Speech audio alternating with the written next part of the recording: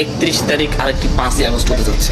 Constitution যদি বাতিল হয়ে যায়, সুপ্রিম কোর্ট থাকে না, পার্লামেন্ট থাকে না, আর কোনো কিছুই থাকে না, তাহলে আপনি যেভাবে সরকারটা তৈরি করেছেন ওই সরকারটাই থাকে না। আপনি সেনা সদরে আলোচনা করে সরকার তৈরি করবেন, আর সেইটাকে আপনি বিপ্লবী অভ্যুত্থানের সরকার বলে পরবর্তীতে এই জোড়াতালি দিতে চাইবেন, এটা হবে না।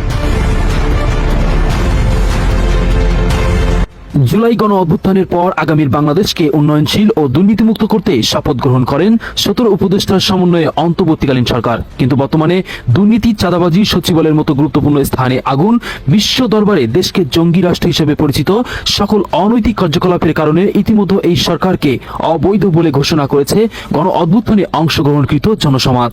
কনস্টিটিউশন যদি বাতিল হয়ে যায়, সুপ্রিম কোর্ট থাকে না, পার্লামেন্ট থাকে না, আর কোনো কিছুই থাকে না, তাহলে আপনি যেভাবে সরকারটা তৈরি করেছেন ওই সরকারটাই থাকে না। আপনি সেনা সদরে আলোচনা করে সরকার তৈরি করবেন, আর সেইটাকে আপনি বিপ্লবী অভ্যুত্থানের সরকার বলে পরবর্তীতে এই জোড়াতালি দিতে চাইবেন, এটা হবে না। আপনার সরকারটা যদি শহীদ মিনারে গঠিত হতো, ওইখানে সবাই যদি শহীদ মিনারে গিয়ে চুপ্পুর কাছে না গিয়ে ওইখানে গিয়ে আনুগত্য পোষণ করতো, তখন আমরা এই ধরনের কথাবার্তাগুলো বলতে পারতাম। যেই ভুলটা আপনারা 5 থেকে 8 তারিখে করেছেন, সেই ভুলের সংশোধন বাংলাদেশের ইতিহাসে বাস্তবে আর সম্ভব হবে না। সরকার এর উপর এবং জাতির উপরে একটা